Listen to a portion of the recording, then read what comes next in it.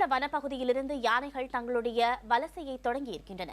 தமிழக வனப்பகுதி வழியாக கர்நாடகா செல்லும் யானைகள் பல்வேறு காரணங்களால் பெரியநாயக்கன் பாளையம் வனப்பகுதியிலேயே சுற்றி வரும் நிலை உருவாகியிருக்கிறது. அதற்கான காரணம் குறித்து நமது செய்தியாளர் மார்ட்டினிடம் கேட்கலாம். மார்ட்டின், தமிழக வனப்பகுதியிலேயே யானைகள் சுற்றி வருவதற்கு என்ன காரணம்? முதல்ல நம்ம இந்த செய்தி தொகுப்பு கொண்டிருந்த அந்த காட்சிகளை படமாக்கியது நம்ம மேட்டுப்பாளையம் செய்தியாளர் சரணபாபு. முதல்ல இவ்வளவு ஒரு யானை கூட்டங்களை இவர் எப்படி படம் எடுத்தார் அப்படின்ற அந்த ஒரு திகில எப்படி படம் எடுத்தார் அப்படின்ற அந்த ஒரு திகிலான ஒரு அனுபவத்தை நம்ம சொல்ல காத்துட்டு இருக்காங்க. பாபு, நான் படம் எடுத்தீங்க இல்லையா, அதை இந்த யானை எப்படி இங்கே வந்திருக்குன்னு தகவல் கிடைச்சது, அந்த படம் எடுத்த அனுபவத்தை சொல்லுங்க. நேற்றுக்கு அதிகாலை ஒரு 5:45 மணி அளவில் குருமனூர் கிராமத்துலேருந்து கூப்பிட்டுருந்தாங்க. இந்த மாதிரி யானை கூட்டங்கள் வந்திருக்கு, ஊருக்குள்ளே பூந்துருச்சுன்னு சொல்லியிருந்தாங்க. நம்ம போயிருந்தோம். அங்கே போயிருந்து பார்த்தது வழக்கமாக யானை கூட்டம்னு சொன்னால் ஒரு 5லேருந்து 6 யானைகள் இருக்கிறது வழக்கமாக இருக்கும். நம்ம அதுதான் படம் எடுத்திருக்கோம். திடீர்னு நாங்கள் போய் பார்க்கும்போது 20க்கும் மேற்பட்ட யானைகள், சின்னதும் பெருசுமா எக்கச்சக்கமாக அது தன்னோட வழியை தப்பி போய் மாறி போய் அது ஊருக்குள்ளே நுழைய ஆரம்பிச்சிருச்சு. ஒவ்வொருத்தரும் வனத்துறையில் ஒரு பக்கம் தொடர்ந்து விரட்டிக்கிட்டே இருக்கிறாங்க. ஊர் மக்கள் பதட்டத்திலையும் பயத்திலையும் ஓடுறதும், தங்கள் தோட்டத்துக்குள்ளே இத்தனை யானைகள் ஒன்றா பூந்து தான் தங்கள் தோட்டம் அழிஞ்சு போயிடும்ங்கிற அச்சத்தில் இந்த பக்கம் ஓடுறதுமா ஒரே ஒரு கலையபரமான ஒரு சூழல், ஒரு போர்க்களம் போல் அந்த இடமே ஒரு காட்சி அளிச்சது. யானைகள் நம்ம படம் எடுக்கும்போது அது ஏதாவது ஒரு சூழலில் துப்பாக்கி மாதிரி அது நினச்சிருச்சுன்னு சொன்னால் அதை நம்மளை தாக்க வந்துடும். இருந்தாலும் நம்ம அதை முடிஞ்ச அளவுக்கு படம் எடுத்திருந்தோம். இது ஒரு வித்தியாசமான அனுபவமாக இருந்தது மார்ட்டின்.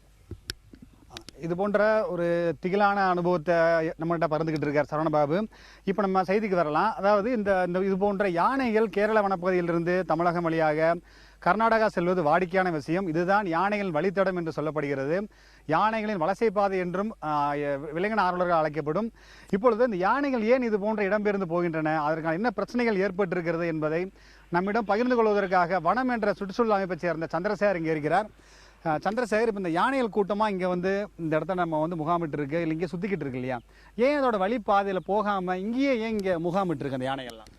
பொதுவாக பார்த்தீங்கன்னா முதல்லலாம் இந்த மாதிரியான வழித்தடங்கள் எல்லாம் பார்த்தீங்கன்னா நிறைய ஆக்கிரமிப்புகள் எல்லாம் இல்லாமல் இருந்துச்சு. இன்றைக்கி இருக்கிற கால சுட்டத்தில் பார்த்தீங்கன்னா நிறைய ஆக்கிரமிப்புகள் அதிகமாகிடுச்சு.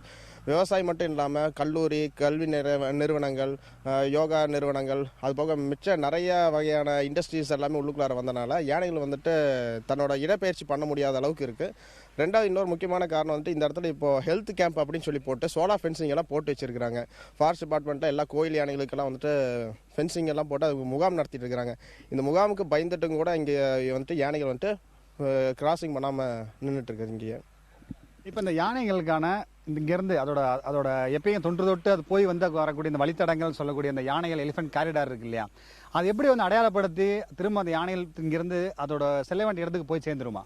கண்டிப்பாக அது செல்ல வேண்டிய இடத்துக்கு போய் சேர்ந்துருவாங்க. அதாவதுங்க, இப்போது பழைய காலத்துலலாம் பார்த்தீங்கன்னா டிஎன்ஏ அப்படிங்கிற மாதிரிங்க அதோட ரத்தத்தில் ஊறி கொண்டாடின விஷயங்கள் தான் அது எல்லாமே. பார்த்தீங்கன்னா கிட்டத்தட்ட பார்த்தீங்கன்னா நம்மளோட முன்னோர்கள் எல்லாம் என்ன சொல்லியிருப்பாங்க நம்மகிட்ட, இது நம்ம தாத்தாவோட இடமப்பா அப்படின்னு சொல்லியிருப்பாங்க. அதே மாதிரி யானைகள் எல்லா மிருகத்துக்குமே இருக்குது. அதில் மெயினாக யானைகளுக்கு பார்த்தீங்கன்னா இந்த மாதிரியான அறிவாற்றல் யானைகளுக்கு கண்டிப்பாக அதிகமாகவே இருக்குது. அதில் பார்த்தீங்கன்னா இந்த டிஎன்ஏ இதனோட வழித்தடங்கள் அப்படின்னு சொல்லிட்டு அவங்களுக்கு தெரியும். வரும்போது அந்த ரத்தத்திலே கலந்துருக்கிறனால கண்டிப்பாக அதை கிராஸ் பண்ணி போகிறது அவங்களோட வாடிக்கையான விஷயம் தான் அது.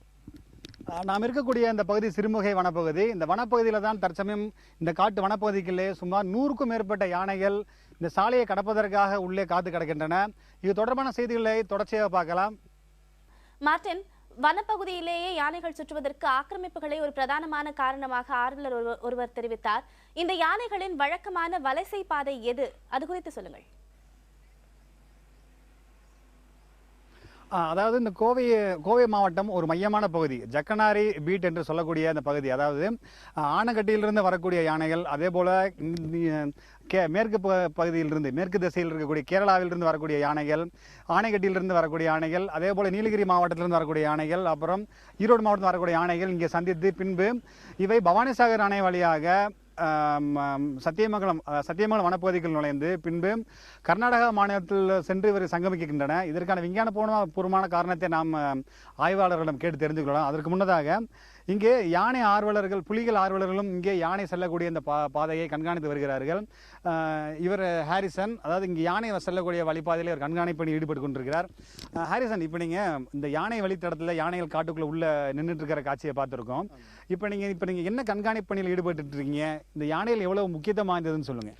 ஆக்சுவலாக வந்து பார்த்திங்கன்னா இந்த யானைகள் வந்து பார்த்திங்கன்னா ஒரு இடத்துலேருந்து இன்னொரு இடத்துக்கு வந்து மைக்ரேட் ஆகி போகும். ஸோ அதனோட மைக்ரேட்டரி பார்த்து தான் வந்து பார்த்திங்கன்னா இந்த கல்லாறுலேருந்து அப்படியே பவானி சாகர்லேருந்து அப்படியே கர்நாடகாலேருந்து கபினி இன்னும் ஒரு போயிட்டு ஒரு காங்கிரிகேஷன்னு ஒரு இடம் இருக்குது. ஸோ அது வந்து பார்த்திங்கன்னா டீப் இன்சைட் த ஃபாரஸ்ட்டில் வந்து ஒரு கோர் ஏரியாவில் இருக்கக்கூடிய இடங்கள். அந்த இடத்துல வந்து அனைத்து யானைகளும் வந்து பார்த்திங்கன்னா அங்கே காங்கிரிகேட் ஆகும், சங்கமிக்கும். ஸோ அங்கே சங்கமிக்கும் இந்த இதுக்காகத்தான் வந்து பார்த்திங்கன்னா வெவ்வேறு பகுதிகளில் இருந்த யானைகள் தன்னோட மைக்ரேட்டரி பாத் வழியாக அந்த இடத்துக்கு சென்று கொண்டிருக்கின்றன. ஸோ இது அக்டோபரிலிருந்து அடுத்து வர இன்னும் ஒரு மாதங்களுக்கு இந்த மைக்ரேட்டரி சீசன் இருக்கும். ஏன்னா யானைகள் வந்து இடம்பெயரும் காலம். இந்த இடம்பெயரும் காலம் தான் வந்து பார்த்திங்கன்னா ரொம்ப முக்கியமானது ஒரு ஈகோசிஸ்டமுக்கு. அதுக்காகத்தான் நீங்கள் வந்து ஒரு புலிகள் ஆர்வலர், புலிகள் குறித்து ஆய்வுகள் நடத்தியிருக்கீங்க. திருவண்ணாமலையில் பிடிக்கப்பட்ட 6 யானைகள் அதை வந்து பத்திரமா பிடிச்சப்பையும் நீங்கள் கூட இருந்திருக்கீங்க. இப்போ இந்த புலிகள் சுட்டுக் கொல்லப்பட்டப்பையும் நீங்கள் தான் கண்டனம் தெரிவிச்சிருந்தீங்க. இப்போ இந்த புலிகளுக்கும் யானைக்கான தொடர்பு என்ன? 2 விலங்குகளுக்கும் ஒன்றோடு தொடர்புடையதா? கண்டிப்பாக. ஏன்னா இந்த உலகத்துக்கு ரொம்ப தேவையானது தண்ணீர், நீரின்றி அமையாது உலகு. அப்படின்னா இந்த தண்ணீருக்கு ரொம்ப ஆதாரம் வந்து காடுகளுக்கு ஆதாரம் என்னன்னு பார்த்தீங்கன்னா இந்த மிருகம். இந்த மிருகத்திலே வந்து பார்த்தீங்கன்னா டாப் ஸ்பீஷஸ், அம்பர்லா ஸ்பீஷஸ்ன்னு சொல்கிறதுல வந்து பார்த்தீங்கன்னா யானையும் புலியும் தான் மெயின் பார்ட்டாக இருக்குது. ஸோ இந்த அம்பர்லா ஸ்பீஷஸான யானைகளும் புலிகளுமான என்ன தொடர்பு அப்படின்னா இதுதான் மெயின் தொடர்பு. இது நல்ல இந்த 2 ஜீவன்களும் நல்லா இருந்தால் தான் மட்டுமே ஒரு காடு நல்லா இருக்கும். காடு நல்லா இருந்தால் தான் மற்ற மிருகங்கள் எல்லாமே நல்லா இருக்கும். ஸோ இந்த யானைகளும் புலிகளும் தான் வந்து பார்த்தீங்கன்னா பல்லுயிர் பெருக்கின்னு நாங்கள் சொல்லுவோம். ஸோ இதை பேஸ் பண்ணி தான் எல்லாருமே இருக்கோம். நம்ம முதற்கொண்டு ஹியூமன்ஸ் முதற்கொண்டு இந்த யானைகளையும் புலிகளையும் நம்பி தான் நம்ம இருக்கிறோம். ஸோ இந்த யானைகளையும் புலிகளை நம்பி தான் இவ்வளோ பெரிய காடு இருக்குது. ஸோ இதனோட எல்லா இதையும் வந்து நாங்கள் மானிட்டர் பண்ணி அப்பப்போ நாங்கள் வந்து டேட்டாஸ் கிரியேட் பண்ணுவோம். இப்போ இந்த வருடம் இந்த வழியில் செல்லக்கூடிய ஒரு யானை கூட்டம் திரும்பவும் அடுத்த வருடம் இதே வழியில் அது எப்படி வந்துட்டு அது கண்டுபிடிச்சு சரியாக அந்த பாதையை பயன்படுத்துது? தற்போது இந்த பாதையில் அடைக்கப்பட்டிருக்க காரணத்தால் அல்லது மறிக்கப்பட்டிருக்கிற காரணத்தால் அது இந்த மாதிரி தயங்கி காட்டுக்குள் இருக்கக்கூடிய சூழ்நிலை ஏற்பட்டிருக்கு. அதாவது வந்து பார்த்திங்கன்னா இப்போ நம்ம ஹோமோ சாப்பியன்ஸ், நம்ம மனிதர்கள் தான் வந்து பார்த்திங்கன்னா சில 100 கோடி ஆண்டுகளுக்கு முன்னாடி நம்ம வந்து தோன்றுனாங்க. பட் அனிமல்ஸ் எல்லாம் அப்படி கிடையாது. இந்த உலகம் தோன்றுனப்பவே அனிமல்ஸோட இதெல்லாம் வந்து பார்த்திங்கன்னா அந்த ஜென்ரிஸ் எல்லாம் தோண ஆரம்பிச்சு. அப்போ அங்கேருந்து கடத்தப்பட்ட அந்த டிஎன்ஏக்கள் வந்து பார்த்திங்கன்னா ஒவ்வொரு இதிலும் ஸ்டோர் ஆகி அடுத்தடுத்த ஜெனரேஷனுக்கு அது கடந்து போய் இருக்கும். இப்போ இந்த யானைகள் தொடர்ச்சியாக இந்த வழித்தடங்களை மாறாமல் சென்று வருவதற்கான காரணத்தை ஹரிசன் கூறி தெரிவித்தோம். பத்மபிரியா, நீங்கள் தொடரலாம். நன்றி மார்ட்டின். ராமகிருஷ்ணன், யானைகள் ஆய்வாளர் ராமகிருஷ்ணன் நம்மோடு தொலைபேசி இணைப்பில் இருக்கிறார். அவரிடம் பேசலாம். ஐயா வணக்கம். பொதுவாகவே இந்த வனப்பகுதிகளிலிருந்து ஊருக்குள் புகும் யானைகளை திரும்ப வனத்திற்குள் விரட்டுவதற்காக பட்டாசுகள் வெடிப்பதும் வனத்துறையினர் முயற்சிகள் மேற்கொள்வதும் நம்மால் பார்க்க முடிகிறது. இது சரியான ஒரு பழக்கம் என்று நீங்கள் சொல்வீர்களா? இல்ல, அது வந்து ஒரு டைமிங்கான ஒரு சொல்யூஷன் தான் தவிர அது it's not a permanent solution. அது நிரந்தர தீர்வுன்னு சொல்ல முடியாது. ஏன்னா வழி தவறி வந்த யானைகள் உடனடியாக அதனுடைய வழித்தடத்தில் செல்லணும்னா அது கொஞ்சம் நாட்கள் எடுக்கும். ஏன்னா அதன் வழித்தடம் என்பது ஒவ்வொரு யானைகளுக்கும் ஒவ்வொரு கூட்டத்துக்கும் வந்து அது மரபு ரீதியாக வந்து பதிவு செய்யப்பட்ட ஒரு விஷயம். அப்போ ஒரு முறை வந்த யானை வந்து ஒரு வருஷத்துக்கு அடுத்த முறை வரும்போது அந்த வழித்தடம் பாதிக்கப்பட்டால் ஏதாவது தடை ஏற்பட்டதுன்னா உடனடியாக அந்த யானையால இன்னொரு இடத்த வந்து முடிவு பண்ணி போக முடியாது. இப்போ மற்ற அனிமல் மாதிரி திடீர்னு இந்த டைவர்ஷன் எடுத்து போகணும் யானைகள் போகாது. அவர்கள் போகணும்னா இந்த வழியில போனா நல்ல உணவு கிடைக்குமா, தண்ணி வசதி இருக்குமா, ஏன்னா தன் கூட்டத்தில் கூடிய அத்தனை உறுப்பினர்களுக்கு எல்லாம் கிடைக்குமான்னு முடிவு பண்றக்கூடிய அந்த வழி நடத்தக்கூடிய அந்த வயது முதிர்ந்த பாட்டி யானை, அந்த பாட்டி யானை இதெல்லாம் முடிவு போகக்கூடிய நாட்கள் வந்து கொஞ்சம் டைம் இருக்கும்.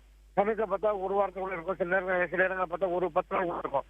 அந்த மாதிரி நேரங்கள் வந்து அருகாமையில் உள்ள விளைநிலங்களுக்கு வந்து யானைகள் வருவது நிகழ்வு ஏற்படும்.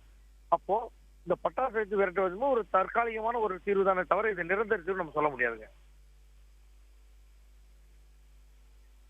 திரு ராமகிருஷ்ணன், மார்ட்டின் செய்தியாளர் கோவையில் இருந்து. இப்ப இந்த யானைகள் எதற்காக ஒரு இடம் விட்டு இன்னொரு இடத்துக்கு தொடர்ச்சியா சென்றுகிட்டு இருக்கு அப்படின்ற காரணத்தை சொல்லுங்களேன். அதாவது யானைகள் பாத்தீங்கன்னா ஒரு மிகப்பெரிய ஒரு தலையிட வாழக்கூடிய மிகப்பெரிய ஒரு தாவரம் ஒன்றுன்னு சொல்றோம். அதனுடைய தேவை பார்த்தீங்கன்னா ஒரு சராசரியா பார்த்தா ஒரு நாளைக்கு ஒரு வயது வந்த ஒரு ஆண் யானையாலும் பெண் யானையாக இருந்தாலும் ஒரு 200-250 கிலோகிராம் வந்து பயமா சாப்பிடும். தண்ணி பார்த்தீங்கன்னா அதே போல யானைகளுக்கு வேறு சிறப்புக்கு ரொம்ப குறைவு. அதனால பார்த்தீங்கன்னா அதனுடைய வெப்பத்தை தாங்க தண்ணி அதிகமாக தேவைப்படும். ஒரு 100-150 லிட்டர் தண்ணி வந்து இந்த மாதிரி தினந்தோறும் தேவையான ஒரு உயிரினம். அதே போல அதனுடைய டைஜஸ்ட் சொல்லக்கூடிய செரிமான திட்டம் பார்த்தீங்கன்னா நான் உண்ணக்கூடிய உணவு எல்லாத்தையுமே செரிக்க முடியாது. இது ஒரு சிங்கிள் ஸ்டமக் கிடையாது, அசைபோடும் பிராணி கிடையாது. மொத்த 4 கால அனிமலும் அசைபோடும் பிராணி கிடையாது.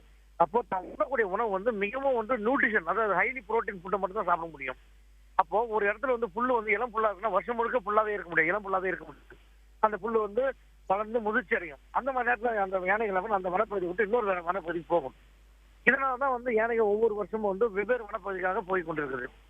இதனுடைய அந்த உடலியல் தன்மையும் அந்த செரிமான திட்டமும் இப்படி இருக்கிறதுனாலதான் இது வந்து ஒவ்வொரு வருஷம் போகுது. யானைகள் அந்த மாதிரி அதிகமாக தேவைன்னா இது ஒவ்வொரு வருஷமும் வந்து பல வனப்பகுதிக்கு போவது மிகவும் அவசியமான ஒண்ணு கூட. ஏன்னா ஒரு உதாரணமாக ஒரு குறிப்பிட்ட வனப்பகுதியில் ஒரு குறிப்பிட்ட அளவுல யானைகள் வந்து துண்டாக்கப்பட்டுன்னு சொன்னா அது வருஷம் முறை ஏற்படுத்தக்கூடிய டேமேஜ் பார்த்தீங்கன்னா அந்த பாதிப்பு அந்த வனப்பகுதி கூட இல்லாம வகை செஞ்சிடும். ஏன்னா ஒரு பெரிய மரத்தை கூட குடுங்கி வீசக்கூடிய ஒரு திறமை வந்து யானைக்கு தான் இருக்கிற, மற்ற உயிரினத்துக்கு கிடையாது. ஸோ எல்லா விதமான வனப்பகுதி வருஷம் முழுக்க யானைகள் பயன்படுத்துவதனால் வனப்பகுதியும் பாதுகாக்கப்படுகிறது. யானைகளும் பல்வேறு வனப்பகுதி சென்று வருவதால் பல்வேறு நியூட்ரிஷனான ஃபுட்டு அது கிடைக்கிறது. நன்றி ராமகிருஷ்ணன். பல யானைகள் குறித்த தகவல்களை ரொம்ப விளக்கமாக சொல்லியிருந்தீங்க, நன்றி. இப்போ பார்த்தோம்னா இந்த யானைகள் இதே போல் இந்த காட்டிற்கு மிகவும் ஒரு இன்றியமையாத விலங்கு என்று கூற முடியும். ஏனென்றால் இங்கே இருக்கக்கூடிய அது ராமகிருஷ்ணன் தெரிவித்தது போல அது சாப்பிட்ட உணவில் கீழே கழிவுகளை போடும் பொழுது அதிலிருந்து வரக்கூடிய விதை மூலமாக அந்த கானகத்தில் புதிய மரங்கள் உருவாகின்றன, புதிய காணொலிகள் உருவாகின்றன என்று அவர் தெரிவித்திருந்தார். அதே போல இப்போ இருக்கக்கூடிய இந்த காட்டு விலங்குகள் எங்களை தாக்கிவிட்டது என்று ஒருபுறம் விவசாயிகள் தெரிவிக்கிறார்கள். காட்டு யானை தாக்கினால் அதற்கான 3 லட்சம் ரூபாய் என அரசும் பணம் நிர்ணயம் செய்து நஷ்டஈடாக கொடுத்து கொண்டிருக்கிறது. இதனை தவிர்க்க என்ன செய்ய வேண்டும் என்பது குறித்து நம்மிடம் ஒரு சிறிய விளக்கத்தை கொடுப்பதற்காக நீலகிரி பல்வேறு கோவிலிருந்து இங்கே சுரேஷ் வந்திருக்கிறார்.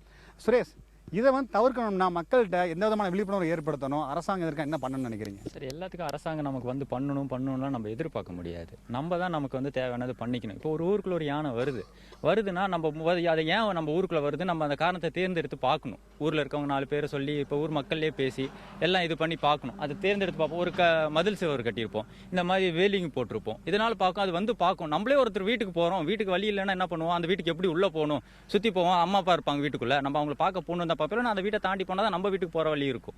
அதனால அந்த யானைகளும் அதே தான். அது வர வழியில் வந்து நம்ம தடுப்பு சுவர் கட்டி நம்மளை இது பண்ணிக்கிட்டோம். அதனால என்ன பண்ணணும்னா நம்ம ஃபியூச்சரில் வந்து அதுக்கு போகிற வழியை வந்து நம்மளை வந்து அவாய்ட் பண்ணிடணும். அது போகிற வழியை வந்து நம்ம விட்டுட்டு நம்ம பண்ணோம்னா அதுக்கு போகிற வழியில் காட்டு வழியில் போகுது, தண்ணி குடிக்க போகும், ஏதாவது சாப்பிட்றது போகும், காட்டுக்குள்ளே போகிறது போயிடும்.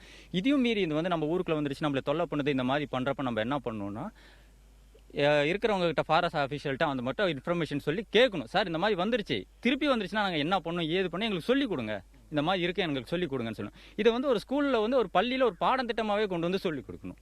அப்போ சொல்லிக் கொடுத்தோம்னா மட்டும்தான் இப்போ எதிர்கால சங்கதிகளுக்கு தெரிஞ்சிச்சுன்னா மட்டும்தான் இப்போ அடுத்த நாளைக்கு அவங்க வந்து எதிர்காலத்தில் இருப்பாங்க. அப்போ அவங்க வந்து இதை என்ன பண்ணிக்கணும், அவங்களுக்கு ஒரு நாலேஜ் இருக்கும். எங்களுக்கு வழிவிடுங்கள், எங்களையும் ஆள விடுங்கள் என்கின்றன அந்த யானை கூட்டங்கள். பத்மபிரியா.